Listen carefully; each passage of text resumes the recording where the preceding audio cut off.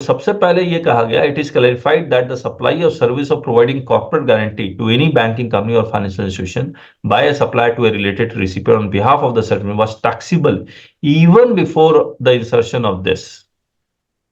मतलब सप्लाई है, taxable supply है।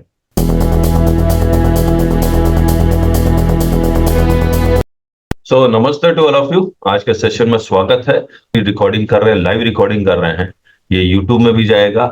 और यूट्यूब के ऑडियंस को एक कहना चाह रहा हूं कि अगर आप इस लाइव डिस्कशन का पार्ट होना चाह रहे हैं तो आपको ये हमारा एक जीएसटी लिटिगेशन प्रीमियम क्लब है, उसको ज्वाइन कीजिएगा। हमारा ऑफिस के नंबर पर कॉल करके डिटेल पता कर लीजिएगा। दूसरा, यूट्यूब में एक सब्सक्रिप्शन के साथ एक बटन होता है जिसको हम लोग ज्वाइन का बटन कहते हैं।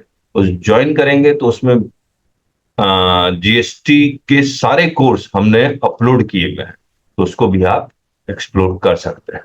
तो जो नए सर्कुलर्स आए हैं वो डिस्कस करते हैं आपके साथ एक एक करके। तो हमने क्या किया, एक 225 कॉर्पोरेट गारंटी, इसको करने से पहले मैं आपको कुछ दिखलाता हूं। सबसे पहले ये डिस्कशन हो जाए, क्या कॉर्पोरेट गारंटी देना सप्लाई है या नहीं। होल्डिंग कंपनी, सब्सिडरी कंपनी, ये स्टेट बैंक ऑफ इंडिया, ये इसको लोन देती है। ये कहती है गारंटर दो, होल्डिंग कंपनी गारंटी दे देती है, नो कंसिडरेशन। सबसे पहले गारंटी देना सर्विस है या नहीं। अरे बताइए हाँ या ना, कुछ तो बोलेंगे। सर ये क्वेश्चन का आंसर तो हाईकोर्ट में पेंडिंग है। अच्छा, ये को इज इट सर्विस। तो ये सर्कुलर कह रहा है कि इस पे तो कोई डाउट ही नहीं है कि सर्विस नहीं है। सर्विस तो हर हालत में है। डिस्प्यूट ये है कि इसकी वैल्यू क्या होगी। अब सर्विस, अच्छा सर्विस का मतलब अगर आप देखेंगे तो क्या होता है, कॉन्ट्रैक्ट बिटवीन टू पार्टीज। और अगर ये कॉन्ट्रैक्ट बिटवीन टू पार्टीज है तो होल्डिंग कंपनी और सब्सिडरी कंपनी ने कॉन्ट्रैक्ट किया कि मैं अगर स्टेट बैंक ऑफ इंडिया से लोन लेता हूं तो आप गारंटी देना और उसके बदले मैं एक फीस दूंगा 1 लाख। मान लीजिए थर्ड पार्टी का है, तो कॉन्ट्रैक्ट है, क्विड प्रो क्यो है, तो सर्विस तो हो ही जाएगा। लेकिन इसमें एक पॉइंट और भी है कि हमने गारंटी दिया और इसने लोन लिया 10 साल का और इसने पूरा वापस भी कर दिया, तो ये कभी एक्टिवेट हुआ ही नहीं। ये डिफॉल्ट किया नहीं तो गारंटी का गारंटी के थ्रू रिकवरी पॉसिबल हुआ ही नहीं। तो भी क्या है, सर्विस है। या फिर वो जो लोन 10 साल का पीरियड, जिस साल के लिए लोन लिया गया है, जो आपका ईएमआई बनाया गया है या कोई भी टर्म्स एंड कंडीशन, उसमें कभी डिफॉल्ट अगर होगा तब इसको सर्विस मानेंगे, या कभी डिफॉल्ट हुआ ही नहीं तो भी सर्विस मानेंगे। तो मुझे लगता है यही सब कारण से हाईकोर्ट में पेंडिंग होगा। लेकिन अब सर्कुलर में वापस आते हैं, तो सर्कुलर ये कहता है इट इज ए सर्विस। अब क्वेश्चन ये है कि इसकी वैल्यूएशन क्या होगी। अगर ये रिलेटेड पार्टी में ट्रांजैक्शन होगा तो वैल्यूएशन बोल रहा है रूल 28 में होगा। आप रूल 28 देखेंगे तो रूल 28 का कोई सब रूल नहीं था, रूल 28 था। तो ओल्ड रूल, ये रूल 28 था जिसमें दो प्रोवाइजो थे। फिर उन्होंने 26 अक्टूबर 2023 को इन्होंने एक सब रूल 2 ले आए कॉर्पोरेट गारंटी का वैल्यूएशन करने के लिए। जब इसको 2 किया तो ये ऊपर वाले को 1 कर दिया। और यहां लिखा not withstanding anything contain in सब रूल 1, यानी कि ये सब कुछ ओवरराइड करने के बाद the value of supply of services by supplier to रिसीवर who is related person by way of providing corporate guarantee to any banking company or financial on behalf of the shall be deemed to be the 1% of the amount of such guaranteed offer or the actual consideration whichever is higher. अब कहानी ये हुई कि holding company और ये subsidiary company, इसने 300 करोड़ रुपए का लोन लिया और इसने 300 करोड़ के लोन पे गारंटी भी दे दी। अब अगर इसको 26 अक्टूबर 2023 को अगर ये वाला पढ़ा जाए तो कितना है, shall be deem to be the 1% of the amount of such guarantee offer. तो 1% ऑफ ये कितना हो गया, 3 करोड़ हो गया। 3 करोड़ रुपए पे जीएसटी देना होगा। ठीक बात है ना? अब ये 3 करोड़ पे जीएसटी देता, इनवॉइस इशू करता है, इसको क्या क्रेडिट मिल जाएगा या नहीं मिल जाएगा? आईटीसी अवेलेबल है या नहीं है? यस सर, मिलेगा। आईटीसी तो मिल जाएगा। अब अगर आईटीसी मिल जाएगा तो क्या मैं ये वाला अप्लाई कर सकता हूं? Provided further that where the recipient is eligible for yes, ITC, the नहीं वैल्यू चाहिए। Declared in the invoice shall be deemed to be the open market value of the goods और सर्विसेज। करेक्ट सर, वो है ना 29 या 30 rule में है ऐसा। अरे यही तो है, रूल ही तो पढ़ रहा हूं आपके साथ। हाँ, नहीं नहीं, वो ये जो ये इंसर्ट अभी किया 10/7 को किया, ये नहीं नहीं वाला। नहीं नहीं नहीं नहीं, 26, ओहो, ये तो पहले से है, मैं नहीं बोल नहीं तो रहा सर, आईटीसी वाले बात कर रहा हूँ, आईटीसी वाला। हूं। क्या आईटीसी बता? जब आपको आईटीसी मिलता है वो ट्रांजेक्शन पे, तो हाँ invoice value shall be declared value. हाँ।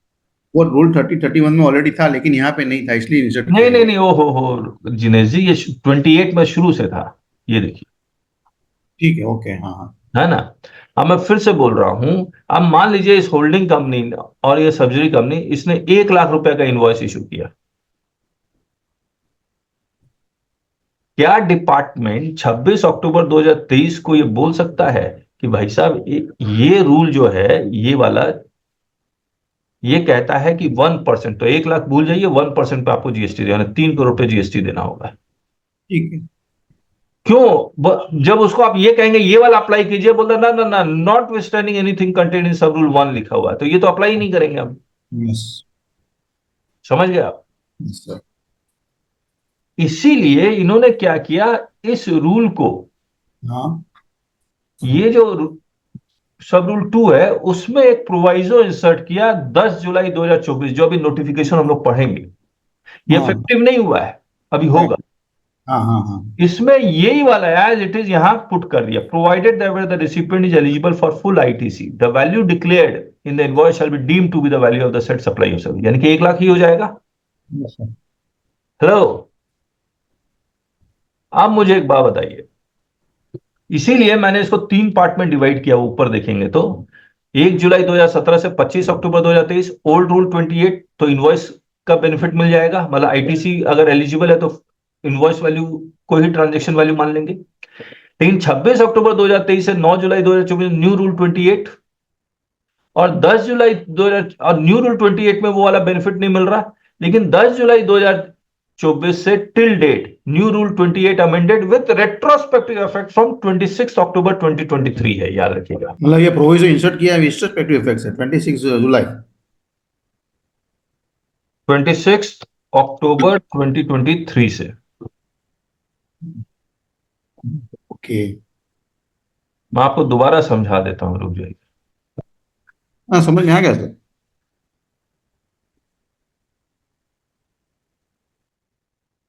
ये कहानी, अब आप देखिए, अब मैं आपको 2 4 एग्जांपल लूंगा, पूछूंगा तो और क्लैरिटी आएगी। मान लीजिए गारंटी हमने दी है 10 अगस्त 2018 को, कौन सा रूल लगेगा? ये मान लीजिए 1 है, ये 2 है, ये 3 है। ओल्ड रूल से 1। 1 में जाएगा, और 1 में जाएगा, इनवॉइस वैल्यू में 1 लाख शो किया हुआ है, और सब्सिडरी कंपनी को फुल आईटीसी एलिजिबल है और अवेल भी किया है, तो इनवॉइस वैल्यू के 1 लाख रुपए के बेसिस पे जीएसटी लगेगा, या फिर Yes. वो 1% लगाएंगे? 1 लाख। 1 ही लाख पे लगेगा, क्योंकि जब ओल्ड रूल में ये पहले से है। करेक्ट है? Yes sir. अब यही, अगर यही होता 25 नवंबर 2023, तो कौन सा रूल लगेगा? 2। 2 लग जाएगा। अब यस। 2 लगेगा, तो पुराने नोटिस में क्या हुआ, ये और इंटरेस्टिंग है। ये तो 10 जुलाई को आया ना, लेकिन मान लीजिए एक नोटिस आया, जैसे ये अमेंडमेंट आया वैसे डीजीजीआई का एक सबको एक नोटिस भेज दिया, मतलब कॉर्पोरेट गारंटी से रिलेटेड जितने भी इंफॉर्मेशन आप सब लेके आइए। क्यों लेके आइए? क्योंकि उनको सबको 1% पे टैक्स चाहिए था। यस। ये कहाँ गया ये 1% अमाउंट ऑफ सच गारंटी, इस पे टैक्स चाहिए था क्योंकि ये तो था ही नहीं प्रोवाइडेड वाला इस 28 में। आप डीजीआई के जितने भी सर्कुलर वो समन आया या कुछ भी नोटिस वोटिस आया वो सब खत्म हो जाएगा। क्यों? क्योंकि ये 10 जुलाई 2024 वाला रेट्रोस्पेक्टिव इफेक्ट से एप्लीकेबल है। किसी का कोई सवाल?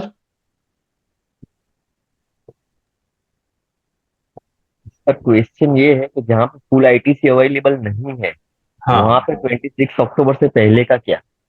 हाँ, अगर जहां फुल आईटीसी अवेलेबल नहीं है वहां पर आपको ये पुराना रूल अप्लाई करना पड़ेगा और open market value of such supply देखना नहीं, होगा। 26 अक्टूबर से पहले। हाँ हाँ, 26 अक्टूबर से पहले का ही। मान लीजिए फुल आईटीसी अवेलेबल नहीं है तो इस प्रोविजन में तो आएगा नहीं। तो तब मार्केट तो वैल्यू यहाँ निकाले कैसे? मार्केट वैल्यू निकालना पड़ेगा। ये तो आप ही लोग बताएंगे मार्केट वैल्यू कैसे निकलेगा। और डिपार्टमेंट को पूछना पड़ेगा, आप ही लोग बताओ। हाँ, होल्ड मान लीजिए कोई रिलायंस इंडस्ट्री लिमिटेड इंफोसिस के लिए गारंटी लेती है। क्यों गारंटी लेती है? क्योंकि मुकेश अंबानी जी इंफोसिस में एक नॉमिनी डायरेक्टर बने हुए, नॉमिनी नहीं एक एडिशनल डायरेक्टर बने हुए हैं। तो ठीक है चलिए कर देते हैं, लेकिन हम मैं इतने फीस लूंगा। एक्चुअल कंसिडरेशन तो होगा ना तब। हम्म। नहीं, सब्सिडरी के लिए हो तो जरूरी नहीं है कि एक्चुअली कंसिडरेशन चलिए, हो। होल्डिंग कंपनी और सब्सिडरी कंपनी में हो तब तो कंसिडरेशन होगा ही नहीं। जब कंसिडरेशन होगा ही नहीं तब ये होल्डिंग कंपनी अगर रिलायंस इंडस्ट्री लिमिटेड टाइप की है, सब्सिडरी कंपनी इंफोसिस टाइप की है, बाकी लोन अमाउंट सेम है, बैंक सेम है, एवरीथिंग मैचेस, तो थर्ड पार्टी से ही तो पॉसिबल है। या फिर ये हो सकता है होल्डिंग कंपनी ने इस सब्सिडरी कंपनी को नहीं, होल्डिंग कंपनी ने किसी थर्ड पार्टी के लिए कोई गारंटी ली हो, उस वक्त कितना कंसिडरेशन लिया हो, ये भी एक डेटा हो सकता है। तो ऑब्वियसली ये डेटा आसान नहीं होगा। Open market value of such supply जो अवेलेबल नहीं होगा अब। अच्छा, आरबीआई ने कोई कॉर्पोरेट गारंटी के ऊपर कुछ नियम निकाले होंगे, उसमें कुछ लिखा होगा। If the open market value is not available be the value of the supply of goods और service of its like kind and quality, जो मैं अभी मैचिंग करवा रहा था। और फिर भी नहीं होता था एप्लीकेशन ऑफ 32-31। डिपार्टमेंट क्या करेगा? डिपार्टमेंट का छोड़िए, क्या मार्केट वैल्यू देखेंगे, हम तो 1% ऑफ गारंटी मान लेते हैं। डिपार्टमेंट ये कर देगा, आप फिर आप लड़ते रहिए 1% नहीं है, कम है, कम है। दूसरी बात, ये होल्डिंग कंपनी और ये subsidiary company fully exempted supply करती है, तो इसको आईटीसी अवेलेबल नहीं होगा, गारंटी के ऊपर जीएसटी लगेगा, कॉर्पोरेट गारंटी के ऊपर। और कोई सवाल? सर ये खाली गारंटी कॉर्पोरेट के लिए है, बाकी के लिए नहीं है? नहीं, बाकी के लिए भी है। बाकी के लिए भी है? हाँ हाँ तो मतलब सब ट्रांजेक्शन गारंटी वाले कवर्ड हो गए ना? हाँ हाँ, रिलेटेड पार्टी सारे ट्रांजेक्शन। और ये 1% पर एनम है सर। हाँ, ये 1% पर एनम हो गया है, ये भी डिस्कस करते हैं। देखिए पढ़ते हैं। Whether sub-rule 2 of 28 of CGST rules will apply to the corporate guarantee issued prior to the insertion of the said sub-rule 26 अक्टूबर, मतलब 2 के आने से पहले जो पुराना 1 है उस पे आएगा। Also where intra-group corporate guarantees have been issued before 26 October 2023 which are still in force today, would they be liable to pay GST on 1% of the amount of such guarantee offered on such guarantees। यानी जो guarantee अभी भी चला रहा है उस पे भी लगेगा, गारंटी है पुराना। तो सबसे पहले ये कहा गया, it is clarified that the supply of service of providing corporate guarantee to any banking company और financial institution by a supplier to a related recipient on behalf of the settlement was taxable even before the insertion of this. मतलब supply है, taxable supply है। Rule 28(2) is only for determination of the value of the taxable supply of providing corporate guarantee to any banking company or financial institution by a supplier to this, and not regarding the taxability of the supply itself. Prior to the insertion of the said sub-rule, the valuation of service of providing corporate guarantee to any banking or financial this, वो जो पुराना rule है as it existed then वो लगेगा। Therefore, in respect of supply of services of providing corporate guarantee between related persons, in respect of corporate guarantee issued or renewed, the valuation of the said supply is to be done in accordance with Rule 28 as it existed during that time. However, if the corporate guarantee issued or renewed on or after 26th October, then the valuation of the said supply will be required to be done as per this. तो पुराना अगर guarantee है वो आज तक चला आ रहा है तो पुराना रूल ही लगेगा, नया रूल नहीं लगेगा। अब यहां पर चीजें इंटरेस्टिंग हो गई। In cases where the corporate guarantee is provided for a particular amount whereas the loan is only partly avail, 500 crore रुपए का लोन सैंक्शन हुआ लेकिन 100 करोड़ अवेल किया गया। Loan is only partly availed और not avail at all by the recipient, what will be the value of supply of corporate guarantee. मतलब लिया भी नहीं है, 500 करोड़ सैंक्शन करवा लिया लेकिन जब जरूरत होगी तब लेंगे प्रोजेक्ट के बेसिस पे। Also whether the recipient would be eligible to avail full ITC even before the total loan is disbursed. The activity of supply of service of providing a corporate guarantee is not linked with the actual dispersal of loan. मतलब तो जब corporate guarantee मान लीजिए 500 करोड़ का loan sanction हुआ तो आप corporate guarantee कितने का देंगे? 500 करोड़ का देंगे। उसके बाद सब्सिडी कंपनी ने लोन लिया ही 100 करोड़ का है या लिया ही नहीं है, जीरो लिया है, तब भी आपको इस पे जीएसटी देना पड़ेगा। 5 करोड़ देना पड़ेगा। हाँ जी, 5 करोड़ पे देना पड़ेगा। 500 करोड़ पे 5 करोड़ अगर आपने, हाँ, डीम वैल्यू या फिर एक्चुअल वैल्यू। अजीब सा नहीं लग रहा आपको? अजीब सा इसलिए लग रहेगा सर क्योंकि प्रोजेक्ट तो कंप्लीट हो ना हो, ले ना ले, एक बार एक्सटेंशन करा के रखा है, जब जरूरत पड़ेगी तो लेंगे। तो अभी अच्छा, मान लीजिए मैंने लोन लिया ही नहीं तो डिफॉल्ट कहां से होगा? जब डिफॉल्ट होगा नहीं तो कॉर्पोरेट गारंटी क्या, कौन सा शब्द बोलते हैं? कॉर्पोरेट गारंटी अप्लाई नहीं, बैंक उसको क्या करते, एग्जीक्यूट ही नहीं करेगा। और इन्होंने पर एनम जोड़ दिया, तो पर एनम क्यों जोड़ा? मान लो 500 करोड़ का लोन है, 5 साल तक चलेगा तो मैं 5 साल की गारंटी ले रहा हूं। इन्वोक सर बोलते हैं, इन्वोकेशन। हाँ, इन्वोक करेक्ट। तो ये पर एनम क्यों जोड़ा, मुझे ये भी नहीं समझ में आ रहा है। ये तो उसके लिए और मान लीजिए 10 साल के लिए लोन लिया, अच्छा 100 साल के लिए लोन लिया 500 करोड़, पॉसिबल है? तो 5 करोड़ इंटू 100, 500 करोड़ का जीएसटी, 500 करोड़ पे जीएसटी, जितना लोन अमाउंट है उतना, और लोन लिया ही नहीं है। ये सर हुआ नहीं तो खत्म नहीं किया जा सकता है कॉर्पोरेट गारंटी? पता नहीं, मतलब वो तो खत्म उतम तो ऑब्वियसली हो सकता है, लेकिन ये जो लिख रहे the activity of supply of service of providing corporate not link with the actual disbursal of loan, जबकि इस चीज के साथ लिंक होना चाहिए था।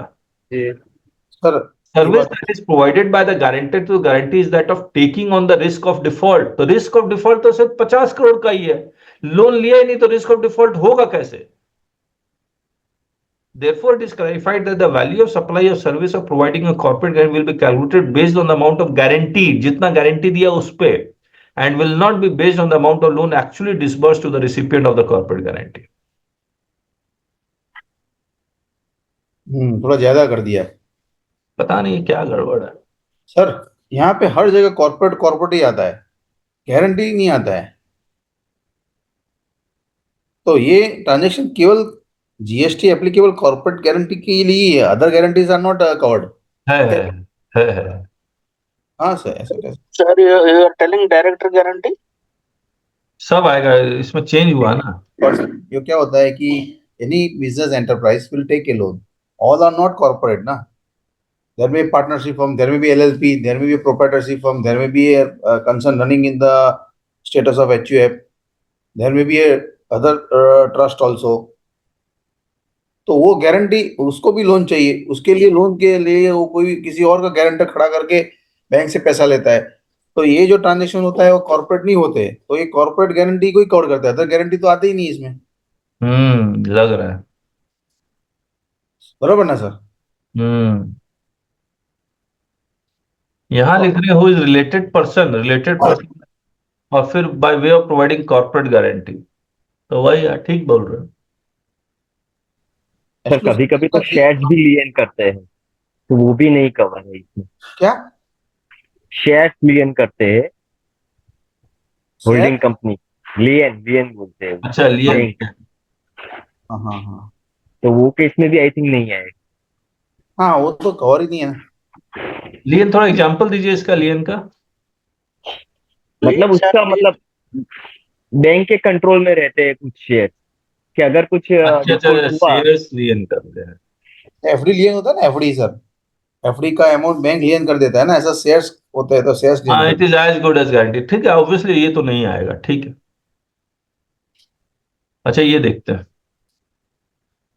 In the case of takeover of existing loans, since there is merely an assignment of already issued corporate guarantee, whether GST would be applicable again.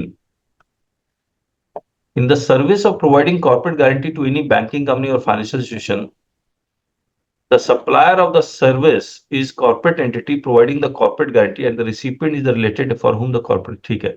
Therefore, if the loan is issued by the banking company, financial institution is taken over by another banking company or financial institution, the said activity of taking over of the loan does not fall under the service of providing corporate guarantee to any banking company. Therefore, it is clarified that in such cases, there will be no impact on GST unless there is issuance of fresh corporate guarantee or there is renewal of the existing corporate guarantee. Where corporate guarantee is provided by more than one entity or co-guarantee, what is the amount on which GST is payable by each co-guarantor? मान लीजिए 50 करोड़ मैंने दिया, 50 करोड़ किसी और ने दिया, तो 50 करोड़ का 1%, 50 करोड़ का नहीं, ऐसे नहीं। हाँ, 100 करोड़ का है, ए बी ने मिलके 50-50 करोड़ दिया है और या 60-40 दिया है, तो ये प्रोपोर्शनेटली इतना आधा आधा हो जाएगा, यानी कि 1%, यानी कि 1 करोड़ 50 लाख पे ये देगा, 50 लाख पे ये देगा, 60 लाख पे ये देगा, 40 लाख पे ये देगा।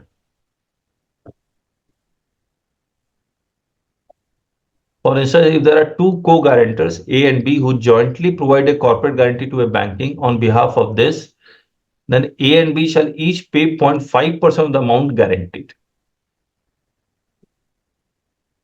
ठीक है। However, if from the above cases, ये 60 और 40 का रेशियो हो जाएगा। Where intra-group corporate guarantee is issued, whether GST may be paid by the recipient under reverse charge, as in the absence of actual invoice and payment, the recipient entity may not be able to claim ITC paid by the domestic guarantor. It is clarified that in cases where domestic corporate issue intra-group guarantees, GST is to be paid under forward charge mechanism, and invoice is to be issued by the supplier of the service of providing corporate guarantee to the related recipient under 31. However, in cases where such guarantee is provided by the foreign/overseas entity for a related entity located in India, then GST would be payable under reverse charge mechanism. तो जैसे adobe वाला case देख लेते हैं। Adobe USA में है, एक private limited company है एडोब की इंडिया में। अब ये लोन ले रहा है स्टेट बैंक ऑफ इंडिया से, इंडिया में लोन दे रहा है, ये इसको गारंटी दे रहा है। तो supplier is outside India, recipient is in India और place of supply is also in India. तो ये इंपोर्ट ऑफ सर्विस है, तो ये देगा रिवर्स चार्ज मैकेनिज्म में। और क्योंकि ये रिलेटेड पार्टी है, तो 1% वाला, अगर फुल आईटीसी अवेलेबल है तो 1% वाला रूल एप्लीकेबल नहीं होगा। ठीक है। Whether the discharge of tax liability on corporate guarantee at the rate of sir 1 minute sir, हाँ 1 हाँ, मिनट, ये एग्जांपल में अगर उल्टा हुआ तो ये मीन्स वही बात, ये 6th वही है, हाँ हाँ, ओके नहीं 6th नहीं, ये लास्ट वाला। अच्छा, देखते हैं। मान लीजिए रिलायंस इंडस्ट्री लिमिटेड और रिलायंस अफ्रीका, यहां पर किसी अफ्रीकन बैंक ने लोन दिया इसको, ये इसको गारंटी दे रहा है। तो सप्लायर इज इन इंडिया और ये recipient outside India, place of supply outside India, and they will be, इसमें फॉरेन एक्सचेंज तो नहीं आएगा ना? कंसिडरेशन तो जीरो होगा, नील होगा, तो इसको एक्सपोर्ट नहीं मानेंगे।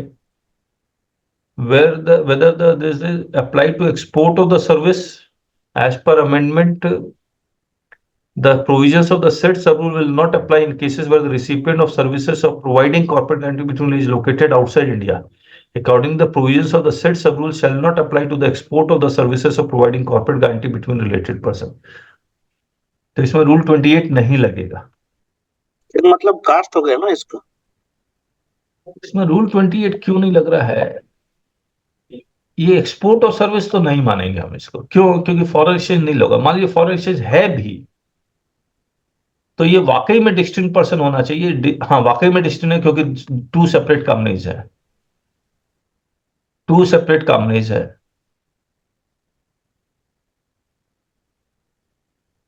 लेकिन फॉरेन एक्सचेंज नहीं ले। मान लीजिए फॉरेन एक्सचेंज होता है $1 लाख, तब क्या एक्सपोर्ट और सर्विस नहीं मानते?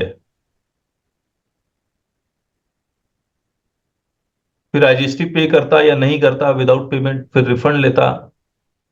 क्यों लिख रहे हैं ऐसा? कोई आइडिया किसी को?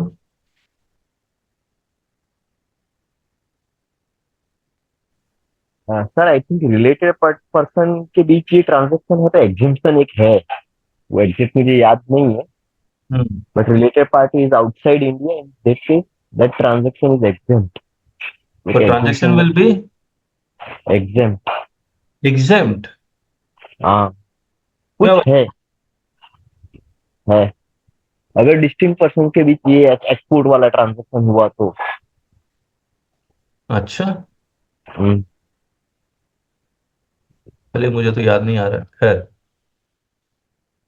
ये पढ़ते हैं। Whether the discharge of tax liability on corporate guarantee at the rate of 1% of such guarantee offered is to be done one time और ऑन ईयरली बेसिस और ऑन मंथली बेसिस और fix term 5 years 10 years as per the tenure of the loan. तो ये इन्होंने notification number 12/2024 से इन्होंने per annum जोड़ दिया है यहाँ पर। 1% of the amount guaranteed per annum according the value of the supply of the service of providing corporate guarantee shall be offered। ठीक है। अब देखिए, in addition to the above, in cases where the corporate guarantee is provided for a period less than a year, half year, then in those cases as well the valuation may be done on proportionate basis for the said period। तो 1% का आधा हो जाएगा। To illustrate the same, if a corporate guarantee issued for a period of say 5 years, तो ये 5% हो जाएगा। एक बात बताइए, 5% एक साथ देना पड़ेगा, टाइम ऑफ सप्लाई तुरंत हो जाएगा? Maybe sir, every percent per annum now will be giving only in that period. नहीं, 5% इज देयर, बट 5% पर एनम, sorry 5% when time of supply कैसे अप्लाई होगा इसमें? Issuance of the corporate guarantee. मतलब जैसे ही मैंने कॉर्पोरेट गारंटी दिया, At a time issuance of the guarantee, sir. हाँ, तो मान लीजिए कॉर्पोरेट गारंटी मैंने यहां दिया 5 साल के लिए, आप 5% पर जीएसटी मुझे यहीं पर ले रहे हैं। डिफॉल्ट 3rd ईयर में हुआ। इसका टाइम ऑफ सप्लाई, जैसे आप देखिए, ये कंटिन्यूअस सप्लाई ऑफ सर्विस है या नहीं है? हाँ, है ना। तो कंटिन्यूअस सप्लाई ऑफ सर्विस है तो कोई माइलस्टोन के बेसिस पे होना चाहिए ना। मतलब इंटरवल्स तो आप ही डिसाइड करते हो ना, कौन से इंटरवल्स में आपको देना है। पता नहीं, मतलब अब मुझे लगता है एग्रीमेंट ठीक चेंज यूज करके ये बचाया जा सकता है कुछ। नहीं, लिखा है ना ऊपर sir, at a time of issuance। अच्छा, however if a corporate guarantee issued say for a period of 1 year and is renewed for 5 times for a period of 1 year, then tax will be payable on 1% of such। हाँ, ठीक है, ये देखिए, पहला साल दीजिए और हर साल रिन्यू कीजिए, तो हर साल 1-1% जीएसटी देते रहिए आप। अगर 5 साल का टोटल ही आपने पहले से ले लिया at a time of issuance of the guarantee। हाँ, whether the benefit of second proviso which states that value declared in invoice is deemed to be the open market value। तो इसमें केस में क्या किया, प्रोवाइजो इंसर्ट किया, और ये proviso वही है जो रूल 28 सब रूल 1 में था, यानी पुराने रूल में था। Accordingly, it is clarified in cases involving the supply or service of corporate guarantees provided between related persons where full ITC is available, the value declared in the invoice shall be deemed to be the value of supply of the same applicable from 1st July 2017। मैंने ये लिख दिया, पुराने rule और नए rules दोनों में same है, इसलिए ये एक्सपोर्ट हम लोग कर ही चुके हैं। क्या है इसमें सर?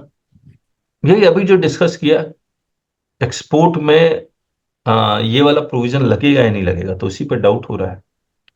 चलिए, और कोई सवाल? नहीं सर, कंप्लीट है सर आज। ये एक्सपोर्ट का केस में there is no ITC benefit will be available to the person who is providing the guarantee, no? हाँ हाँ, ठीक है। कास्ट हो जाएगा। हाँ हाँ, तो ये क्यों कह रहे हैं रूल 28 ही एप्लीकेबल नहीं है? आप देखिए, वो कह रहे हैं कि रूल 28 एप्लीकेबल नहीं है। The provisions of the said sub rule will not apply in cases where the recipient of service of providing corporate guarantee is located outside India. According the provisions of said sub-rule shall not apply to the export of services of providing corporate guarantee between related persons. क्या बोल रहा है? Recipient of services of providing government guarantee, कौन कौन locate कौन हो रहा है बाहर सर? पता ही नहीं चल रहा है इस लैंग्वेज से तो। जो रिसिपिएंट है, मतलब मेरा जो इंपोर्टर है, मैं इधर से एक्सपोर्ट किया, मेरा जो इंपोर्टर है, मेरा जो बायर है आउटसाइड इंडिया है। और ऐसे समझिए रिलायंस इंडस्ट्री लिमिटेड और ये रिलायंस अफ्रीका, ये आउटसाइड इंडिया है। रिलायंस ठीक है, Africa recipient of corporate guarantee तो यही है ना। लोन किसको चाहिए? हाँ, ओके। लोन इसको चाहिए, गारंटी। बाहर से लेता है लोन, लेन इधर गारंटी ये देता है। हम्म आज फॉरवर्ड चार्ज मैकेनिज्म में अगर है तो रिलायंस इंडस्ट्री लिमिटेड को जीएसटी देना चाहिए ना। हाँ हाँ एक्सपोर्ट और सर्विस मान के इस पे ये रिफंड मिलेगा, लेकिन ये कह रहा है एप्लीकेबल ही नहीं है, ना देगा ना लेगा, ना हाँ, जीएसटी देगा ना रिफंड लेगा। ठीक है सर। सर रिलायंस अफ्रीका को एसबीआई मुंबई ने दिया तो रिलायंस अफ्रीका को एसबीआई मुंबई ने दिया तो एसबीआई मुंबई ने लोन दिया, अच्छा ये इसको गारंटी दे रहा है, तब भी नहीं, तब भी तो ये एक्सपोर्ट ऑफ सर्विस ही तो है। क्योंकि हम एक्सपोर्ट ऑफ सर्विस कैसे निकाल रहे हैं? सप्लायर ये है, कॉर्पोरेट गारंटी का याद रखिएगा। रिसिपिएंट ये है, प्लेस ऑफ सप्लाई डिफॉल्ट लगेगा तो यही प्लेस ऑफ सप्लाई भी हो जाएगा, तो एक्सपोर्ट ऑफ सर्विस तो हर हालत में है। और कोई सवाल? कल संडे है, कल भी मिलेंगे, है ना? हम लोग बाकी जो नोटिफिकेशन ये सब आए हैं वो और सर्कुलर वो भी कंप्लीट करें। सर टाइम कितना बजे? वही 7 सेम टाइम? हाँ हाँ 7। चलिए फिर आज के लिए इतना ही।